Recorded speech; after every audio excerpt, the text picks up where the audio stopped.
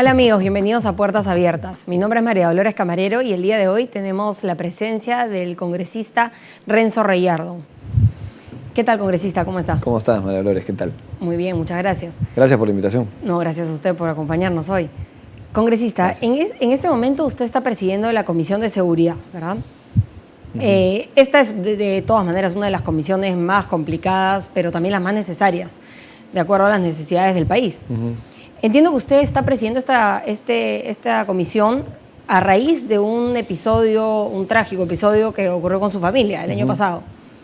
Así es. Desde que ha comenzado a asumir esta función, ¿cuáles son los avances más importantes con respecto a la inseguridad ciudadana? Muy buena pregunta y te agradezco por permitirme esclarecer siempre dudas que pueda tener la población en relación a los avances de la Comisión Especial de Seguridad Ciudadana, que se crea pues en una coyuntura especial que hubo recién asumido el actual gobierno. Evidentemente tuve un problema personal, familiar, que fue de público conocimiento, y también hubieron algunos episodios relacionados a la violencia criminal que se tomó acción de parte de las autoridades, y el Congreso lo hizo. El Congreso crea esta Comisión Especial de Seguridad Ciudadana. Tengo el honor y tuve el honor en ese momento de presidirla. Mi presidencia termina ahora en julio. Hemos presentado un número importante de proyectos de ley como comisión especial y han sido presentados de manera multipartidaria porque nosotros no somos una comisión dictaminadora. Y ahí quiero centrarme un poquito en explicar de qué se trata. No todos los televidentes tienen por qué entender qué cosa es una comisión dictaminadora y qué no es una comisión dictaminadora. Entonces ahí quiero referirme a que las comisiones dictaminadoras son las que presentan proyectos de ley, le dan el carácter de dictamen para que se pueda ver en el Pleno del Congreso. Las comisiones especiales, que es la nuestra, no tienen esa posibilidad. Y entonces ahí tenemos un problema inicial, que es que somos una especie de mesa de partes, porque no podemos presentar proyectos de ley directamente y tienen que ir a las comisiones dictaminadoras, llámese Comisión de Justicia o llámese Comisión de Defensa. El tema de la seguridad ciudadana está muy vinculado a estos dos sectores. Entonces, ahí es donde lamentablemente se han entrampado los proyectos de ley. Nosotros hemos presentado 8, hemos presentado proyectos de ley que tienen que ver con el desarme de las armas ilegales que existen en el país. Hemos presentado proyectos de ley para eliminar beneficios penitenciarios de los reincidentes y habituales.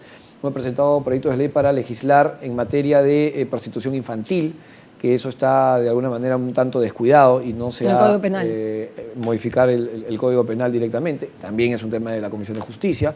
Hemos presentado proyectos de ley inclusive de temas de forma más que de fondo.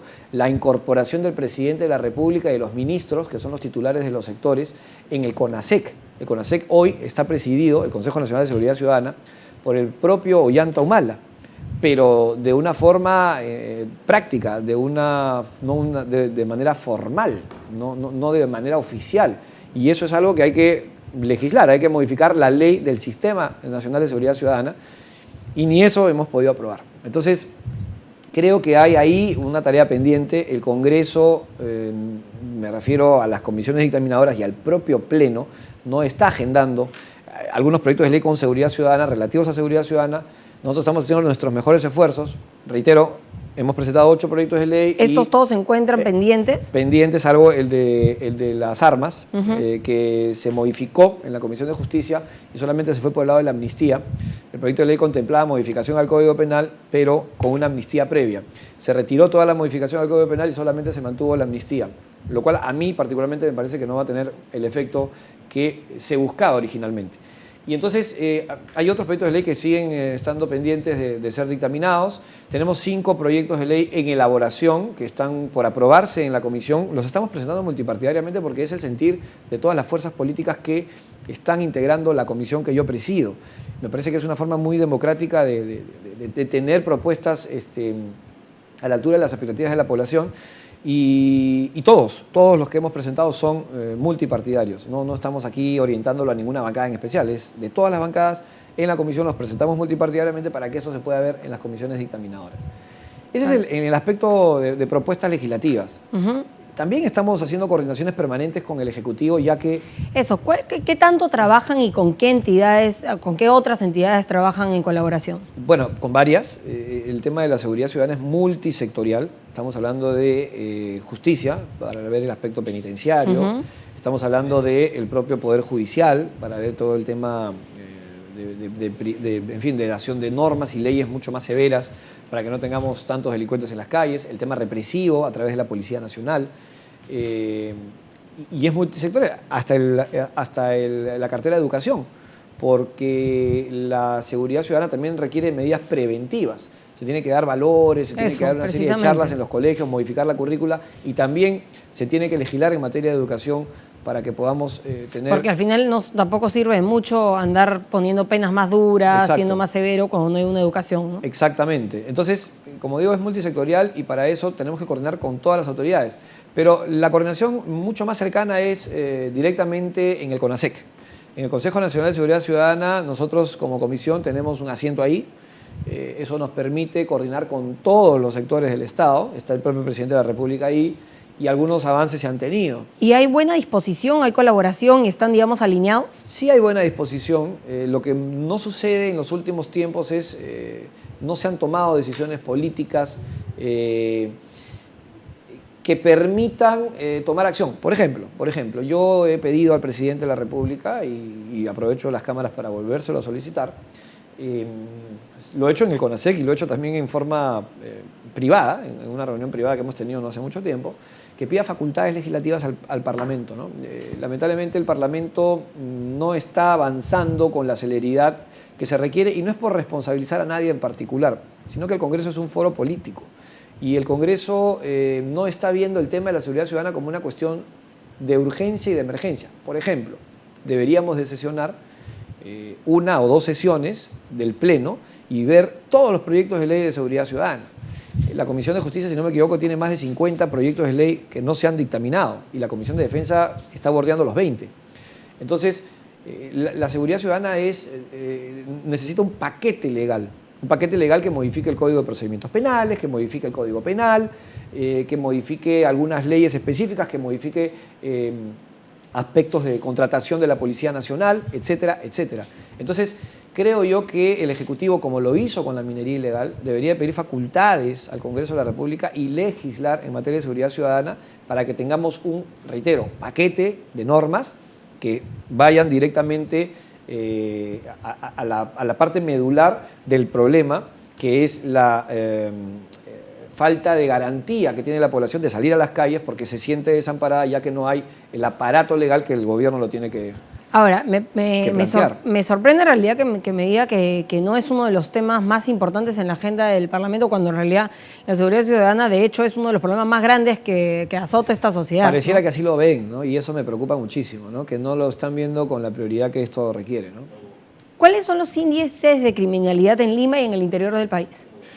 A ver, lo que pasa es que tenemos muchas estadísticas. Por ejemplo, el Plan Anual de Seguridad Ciudadana recientemente aprobado en diciembre del año pasado, el Plan Anual de este año, del 2012, establece que hay un 45% de personas víctimas de violencia criminal. Nosotros nos hemos trazado, todos los que integramos el Sistema Nacional de Seguridad Ciudadana, nos hemos trazado reducir ese índice de criminalización, de victimización, a 30% para este año. Ya eso es un avance, porque así como estos, hay varios indicadores, pero de distintas instancias.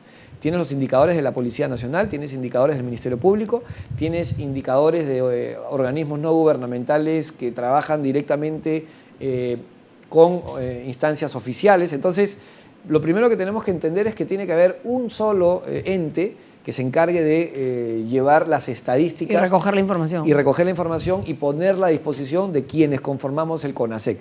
Ya por lo menos ahí hay una cifra interesante. Hablamos de 45% de víctimas que tendría que reducirse para este año 2012 a 30% de índices de victimización. ¿Y cuál es la tendencia en realidad en los últimos años? ¿Cuál ha sido? No, ha sido a la alza. Evidentemente la seguridad ciudadana no ha tenido una reducción significativa, todo lo contrario. Se dice que a partir de una serie de medidas que el gobierno ha dispuesto, en el norte sobre todo, en donde se dio este plan de pagarle el día de descanso del policía, que aplica para, si no me equivoco, Trujillo y para algunas otras ciudades, se dice que han reducido los índices de violencia y criminalidad, pero eso es algo que todavía está por verse porque tenemos que hacer un análisis amplio. Pero en términos generales creo que no ha habido reducción, que ha crecido, y reitero, creo que se tienen que tomar las medidas necesarias para poder ir contrarrestándolo. El otro aspecto que yo planteo en concreto es que el presidente de la República declare en situación de emergencia la seguridad ciudadana, que no es lo mismo que en estado de emergencia, claro, por supuesto. Porque la situación de emergencia sí la contempla la Ley de Contrataciones y Adquisiciones del Estado, y lo que permite finalmente es que tengamos procesos exonerados para que se pueda comprar y dotar a las Fuerzas Armadas y policiales para que hagan un trabajo medianamente eficiente contra la criminalidad organizada. Entonces, ese es otro aspecto que no se está tocando y que en reiteradas oportunidades se lo he planteado al presidente, y esperemos pues que lo considere, ¿no? Porque es necesario. Vamos a pasar una pausa, por favor. Vamos a una pausa. Gracias. Y volvemos entonces.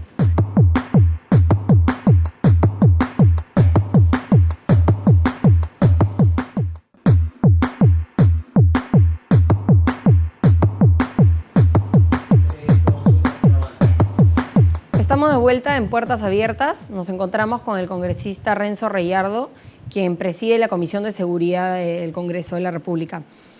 Congresista, habíamos mencionado que las cifras de criminalidad en los últimos años venían en aumento, estaban aumentando. Correcto. ¿Usted consideraría que nuestro país es percibido a nivel internacional como un país inseguro? No. Felizmente no estamos con índices que tienen países en Centroamérica, países en la región también como Venezuela, por ejemplo, o como México. En México hay una situación especial porque en México hay mucha violencia criminal producto del narcotráfico. Aquí, por suerte, no tenemos esa presencia de narcotraficantes en las capitales.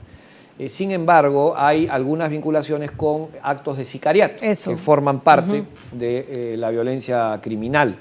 Entonces, no estamos en esos niveles, pero yo siempre manifiesto una frase que es muy conocida en el marketing y en el campo de la publicidad. Percepción es realidad. La gente aquí percibe que está en una situación de desprotección. ¿El mismo peruano? De parte del Estado, el peruano. Y ahí están las encuestas. Los peruanos dicen que la inseguridad ciudadana es el principal problema que tiene el país. Entonces hay una percepción que hay que atender, y percepción es realidad. Entonces, si la gente percibe eso, pues tenemos que estar las autoridades, el Estado, a la altura de las expectativas y darle a la población las medidas necesarias para que esa percepción vaya reduciéndose. Así que ante la pregunta de si estamos en índices internacionales de países más violentos que el nuestro, no, pero la percepción en Perú sí es muy alta y tal vez sí estemos liderando esa percepción de inseguridad en la región por lo menos. ¿Y quizá esta percepción propia se puede estar trasladando a esfera internacional o no? ¿O aún estamos...? No. Yo lo que creo es que aquí en el Perú hay definitivamente una sobredifusión de los actos delictivos por parte de los medios de comunicación. En cierta forma es bueno. Muchos lo critican, ¿no? Porque se habla de sensacionalismo, se habla de poner en pantallas o en los periódicos actos criminales y que eso puede herir la susceptibilidad de las personas. Seguro que sí, estoy seguro que sí. Pero también, por otro lado, es mantener permanentemente atentas a las autoridades a que este es un fenómeno que sigue generando daño. Entonces, creo yo que la percepción va fundamentalmente porque hay una difusión extrema de los casos de inseguridad, pero por sobre todas las cosas porque hay una ausencia del Estado, porque no hay una posibilidad de ir mostrando avances y logros, y eso hace que se muestre lo contrario. O una pronta respuesta. Que se muestre lo negativo, y una pronta respuesta que es lo que todos esperamos, ¿no? A ver, pero en algunos casos la prensa también tiende a minimizar un poco los crímenes específicos, ¿no? Por ejemplo, el feminicidio, los crímenes por odio. Es que claro, hay situaciones que no las toca con tal vez la rigurosidad o digamos, la cobertura mediática necesaria como otros casos, ¿no? Los casos tal vez más sonados y que indignan a toda la sociedad sin duda son los casos que tienen que ver con atentar contra la integridad física de menores de edad. Y ahí sí hay que hacer una precisión muy clara, no podemos darle 1 milímetro al delincuente que atenta contra un niño. que busca de afectar su integridad física o su integridad emocional. Llámese violadores, llámese personas que utilizan en la comisión de un delito a un menor de edad, llámese aquellos que atentan directamente a través de balas que impactan contra sus cuerpecitos. A todos ellos hay que darles la mayor sanción. Se está hablando y se está haciendo un debate en relación a la posibilidad de implementar la pena de muerte contra justamente estos sujetos. Yo creo que es una medida muy extrema, pero por lo menos implementemos la cadena perpetua y que esta gente se pudra en la cárcel, con el perdón de los televidentes por la expresión, pero no puede ser que una persona que atente contra un menor de edad tenga beneficios, por ejemplo, los famosos beneficios penitenciarios que se dan, porque es la peor aberración el dañar la integridad, reitero, física y mental de un menor de edad, que es el futuro del país y que hay que protegerlos. Y ahí es donde tiene que estar el Estado para que ellos se sientan protegidos y que sus familiares más cercanos también. Entonces sí, tenemos que ser muy severos en dar penas muy drásticas contra aquellos que atenten contra estas criaturas que van a ser el Perú del mañana, ¿no? ¿Usted cree que este aumento de penas o esta fuerza que se le daría a las penas reduciría la criminalidad? Sí. ¿En este sentido? Sí, porque yo discrepo con la posición que tienen algunos, que ya está todo hecho, que ya está todo legislado y que ya simplemente lo que hay que hacer es aplicar las penas, y no es cierto. No es cierto. La delincuencia organizada se ha ido organizando y se ha ido adecuando a los tiempos de hoy. Por ejemplo, no hay legislación muy severa para lo que es robo de celulares. Yo creo que hay que modificar la pena. Hay que exigir, por ejemplo, que las empresas de telefonía no permitan que un teléfono celular se reinserte en el mercado. Ya sabemos en dónde se venden los teléfonos robados, cambian el chip o el PIN y simplemente pueden seguir utilizando el celular. A través de esta práctica indebida, ilegal, de robo de celulares, se permite, por ejemplo, que los delincuentes dentro de los penales organicen un acto delincuencial. Entonces hay que ser muy severos con eso. Ahí hay que trabajar en una modificación al Código Penal. Hay que, por ejemplo, también modificar en lo que se refiere a la mala utilización o la utilización ilegal de niños en la comisión de un delito, en un acto delictivo. No hay nada contemplado al respecto. Tenemos que ver el tema de los beneficios penitenciarios. Los beneficios penitenciarios ya sabemos que no se les puede aplicar y no se les debe aplicar a los reincidentes y habituales, sin embargo, se les aplica. Entonces hay que hacer cambios, hay que modificar el Código de Procedimientos Penales también. Entonces yo no estoy de acuerdo con aquellos que dicen que ya está todo dado y que seguir modificando el Código Penal vamos a seguir haciendo un Frankenstein. A lo que yo realmente me refería a que en muchos casos, por el hecho de aumentar una pena o condenar una situación como algo más grave, no es un factor disuasivo para el criminal. No terminé la idea, es una buena opinión y yo también estoy de acuerdo con eso, pero lo que tenemos que hacer para modificar el Código Penal o para ser más severos en la pena, tenemos también que dar otras medidas. Como la educación se y tiene lo que efectivamente, por eso yo decía al principio que esto tiene que ser un paquete integral, de cosas. claro. Que se modifique el Código Penal, pero que también se modifique, por ejemplo, el Código de Procedimientos Penales, que se modifique, que se den medidas que vayan directamente al aspecto de la prevención, que se entienda que hay que darle un tratamiento especial a los delincuentes primarios y aquellos que no tienen sentencia, como el aspecto de los grilletes, por ejemplo, y que se entienda que ese es un beneficio penitenciario, para que cuando seamos más severos con las penas de los delincuentes que sí le generan daño a la sociedad y que van a tener que ir a la cárcel, de otro lado, esa cárcel la liberamos de esa población penal que están entre gente procesada, no sentenciada, y entre muchos delincuentes primarios, suma más del 60%. Entonces, todo es parte de un trabajo integral y lo tiene que hacer, y creo que es el sector idóneo para ello, el Ejecutivo. Temas penitenciarios, temas de prevención, temas de represión y otros aspectos que alcanzan a esta inseguridad que vivimos, pero que tiene que ser visto desde varios ángulos y no solamente de dar más penas. Evidentemente, el dar más penas solamente por darlas no va a solucionar el problema, pero sí dentro de un paquete de medidas, que es lo que vengo pidiendo hace tiempo y que lamentablemente no se está haciendo. Aquí en el Congreso tenemos varios proyectos de ley, reitero, pero que no se están aprobando. Creo que es momento que el Ejecutivo tome acción, porque aquí no se trata de quién tenga el reconocimiento público. Se trata de que dejemos algo mientras estamos en nuestros cargos, para que la gente entienda que hay un Estado que está actuando. Y si no lo hacemos nosotros, ¿quién lo hace? ¿Cuáles son las más claras manifestaciones de violencia o inseguridad ciudadana en nuestro país, por ejemplo? Violencia familiar es uno de los aspectos que antiguamente o anteriormente no se había estado contemplando. El Plan Anual de Seguridad Ciudadana aprobado en diciembre del año pasado para el año 2012 ya contempla la violencia familiar como parte de la inseguridad ciudadana. ¿Qué tanto se denuncia esto?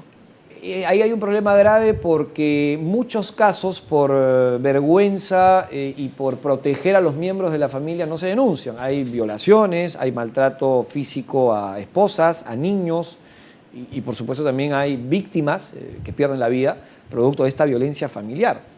Que quiero precisar que de la cifra que yo di al principio de victimización, que era el 45%, la mitad de esa cifra, más de la mitad de esa cifra, pertenece a violencia familiar.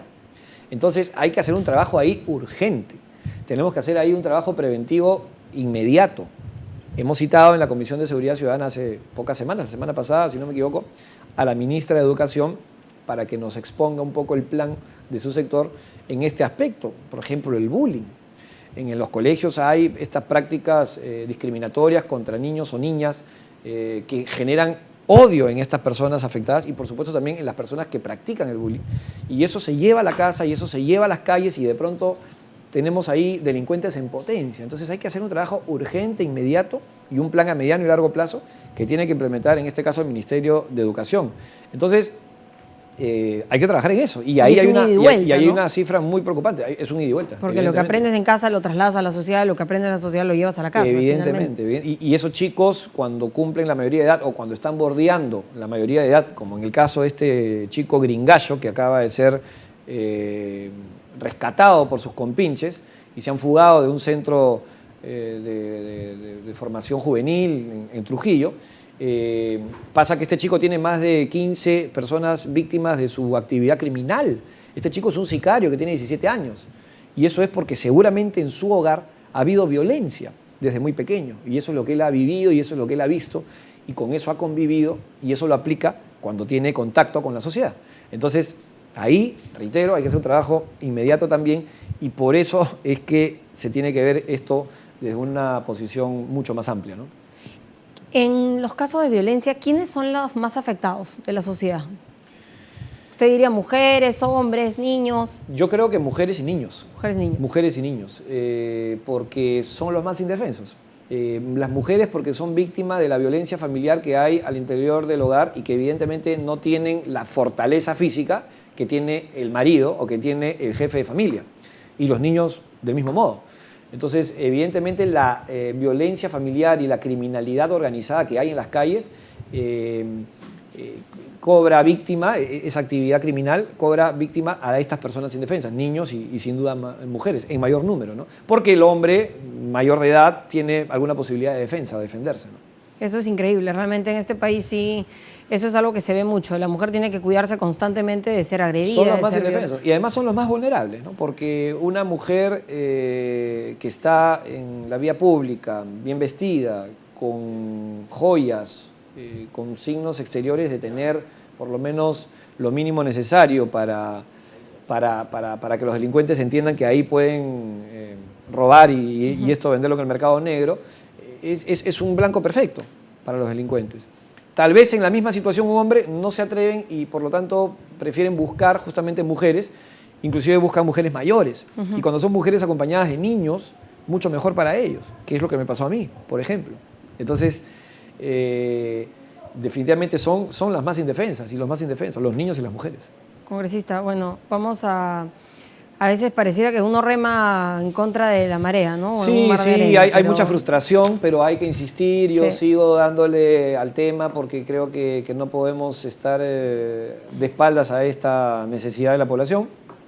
Yo espero que el presidente de la República tome cartas en el asunto y no porque ya el Congreso hizo lo que, mejor dicho, porque el Congreso no hizo lo que tenía que hacer. No es por eso, es porque ese es un tema, como lo acabo de explicar, muy amplio. Me han permitido tener los minutos para explicarlo porque a veces en programas, en entrevistas cortas no se puede, pero es un tema amplio y que requiere de todas maneras que se vea desde un punto de vista integral y qué mejor que sea el propio Ejecutivo y directamente el Presidente de la República, porque él es el que tendría que pedir esas facultades al Legislativo y poder ya presentar un paquete de medidas necesarias, ¿no?